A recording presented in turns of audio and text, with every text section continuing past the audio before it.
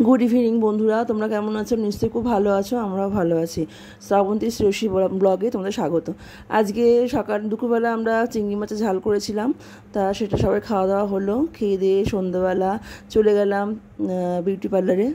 Beauty পার্লারে গেছিলাম, একটু কাজ ছিল, মানে আইব্রো করতে গেছিলাম। তা গিয়ে তারপরে আমাদের আজকে একটা জায়গায় যে যাওয়ার কথা আছে, সেটা হচ্ছে ডোনার কাছ থেকে আমরা শাড়ি নিই, তোমরা জানো সেটা। তা ওদের বাড়িতে আজকে হালখাতা আছে, তা সেখানে যাব। তা রিয়ার মাকে ফোন করলাম, বললাম তোমাদের সঙ্গেই যাব। রিয়া মানে আমার মেয়েকে যে পড়াতো, তো ওদের সঙ্গে চলে যাব। তা দেখো মিঠির বাবা যে শাড়ি নিয়ে এসেছিল, 3-4টা শাড়ি নিয়ে এসেছিলো, তোমাদের দেখিয়েছিলাম। তার মধ্যে একটা পরেছি, কেমন লাগছে অবশ্যই বলবে। হ্যাঁ, ওদের সঙ্গে চলে গেলাম ডোনাদের বাড়ি। আর ডোনাকে কি মিষ্টি লাগছে শাড়ি পরে, কি ভালো লাগছে।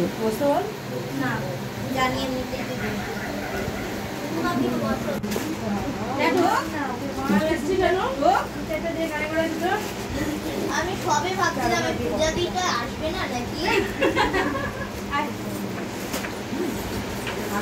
নমদে নমদে নমদে নমদে ঠাকুরকে নমদে তো হয় তোমরাই দেবো ঘোড়া অনেকক্ষণ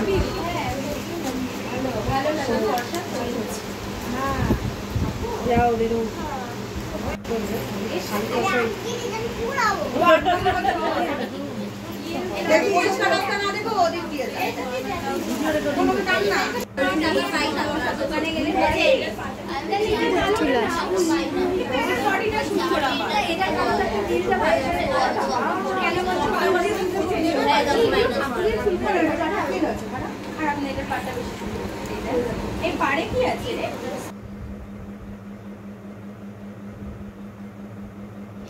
কোল্ড ড্রিঙ্কস দিয়েছিল, খেলাম। তারপর বাড়ি চলে আসলাম আমরা সবাই।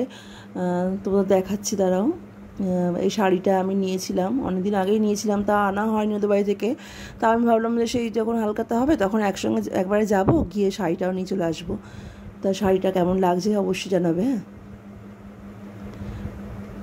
যে ক্যালেন্ডার আছে, মিষ্টি প্যাকেট আছে, আর ক্যালেন্ডারটা খুব সুন্দর দিয়েছে।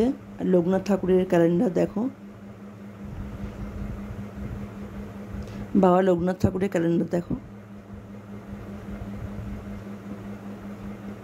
খুব ভালো হয়েছে।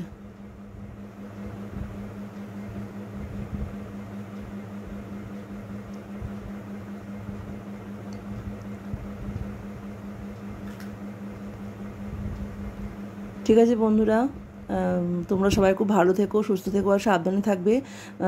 ব্লগটা আমি এখানেই এন্ড করলাম। আর লাস্টে বললাম চল মিঠিটা ফটোশ্যুট করি দুজনে মিলে। টাটা।